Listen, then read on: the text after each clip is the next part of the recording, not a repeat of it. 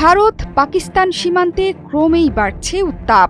এবার সীমান্তে নিয়ন্ত্রণ রেখা বরাবর স্বল্প পাল্লার ফাতাহ-2 ক্ষেপণাস্ত্র মোতায়েন করেছে পাকিস্তান বাহিনী। সামরিক সরঞ্জাম দিয়ে সীমান্ত এলাকা ঘেরাও করে ফেলেছে তারা। বর্তমানে ভারী অস্ত্রশস্ত্রে সজ্জিত পাক বাহিনী দাঁড়িয়ে যুদ্ধের সাজে। ফাতাহ-2 ক্ষেপণাস্ত্র দিয়ে নয়াদিল্লির কাছে থাকা রুশ আকাশ প্রতিরক্ষা ব্যবস্থাকে ধ্বংসের হুঙ্কার দিয়েছে পাকিস্তান। পাকিস্তান ফ্রন্টে যে যুদ্ধ আসন্ন সেই হুমকির কথা 2 দিন আগেই টেলিভিশনে দেয়া সাক্ষাৎকারে বলেছিলেন ভারতের সেনাপ্রধান উপেন্দ্র দ্বিবেদী। যুদ্ধ নিয়ে তার শঙ্কার কথাই সত্যি হলো। ধীরে ধীরে পর্দা উঠছে নিয়ন্ত্রণ রেখা বরাবর পাকিস্তানের প্রস্তুতিতে। এই প্রস্তুতি নিয়ে রীতিমতো শঙ্কিত, ভয়ে কাঁপছে ভারত। সেই আভাস মিলেছে সেনাপ্রধানের কণ্ঠে।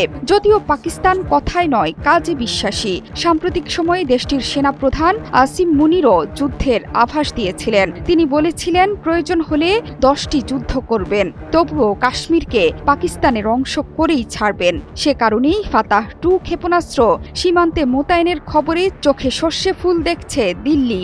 এখন প্রশ্ন উঠেছে, মাঝ আকাশে পাক মারণাস্ত্রকে ধ্বংস করতে পারবে ভারতের হাতে থাকা রুশ আকাশ প্রতিরক্ষা ব্যবস্থা? এই নিয়েও চর্চা চলছে।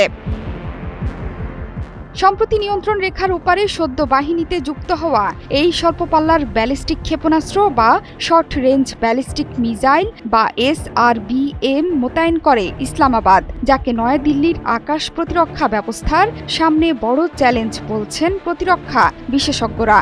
শত্রুর ক্ষেপণাস্ত্রকে মাঝ আকাশে ধ্বংস করতে মস্কোর তৈরি S-400 ট্রায়াম্ফের উপর ভরসা রাখতে হবে ভারতের। বর্তমানে এর 3টি ইউনিট মোতায়েন আছে পাকিস্তান এবং চীন সীমান্তে। বিশেষ ধরনের একটি গাড়ির উপরে লঞ্চারে ফাতাহ-2 ক্ষেপণাস্ত্রটিকে রাখা হয়েছে। ফলে যুদ্ধের সময় দ্রুত এক জায়গা থেকে অন্য স্থানে নিয়ে যেতে পারবে পাক সৈন্যরা। এই গাড়ি এবং লঞ্চার এসেছে চীন থেকে।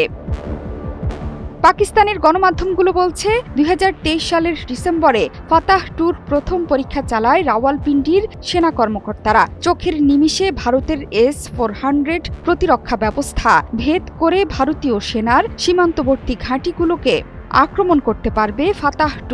নিয়ন্ত্রণ রেখার কাছে এর মোতায়েন নিয়ে সংবাদ মাধ্যমের কাছে মুখ খুলেছে পাকিস্তানের গুপ্তচর সংস্থার নিয়ন্ত্রণাধীন ISPR। তারা বলেছেন এই ক্ষেপণাস্ত্রে রয়েছে অত্যাধুনিক দিক নির্দেশনাকারী ব্যবস্থা, যাকে কৃত্রিম উপগ্রহের সাহায্যে নিয়ন্ত্রণ করা সম্ভব। স্বল্প পাল্লার ফাতাহ-2 ক্ষেপণাস্ত্র দিয়ে পাঞ্জাব এবং রাজস্থানের বিমান ঘাঁটিগুলিকে নিশানা করতে পারে পাকিস্তানের বাহিনী। গত কয়েক বছরে জম্মু কাশ্মীরে সিন্ধু নদীর একাধিক শাখা নদীতে বাঁধ ও বিদ্যুৎ কেন্দ্র নির্মাণ করেছে নয়াদিল্লি। ফাতাহ-2 নিশানায় সেগুলোও থাকবে বলে মিলেছে সতর্কতা।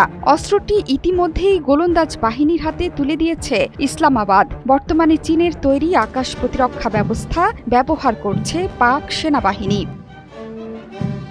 জোহরা চৌধুরী সেতু, ৭১।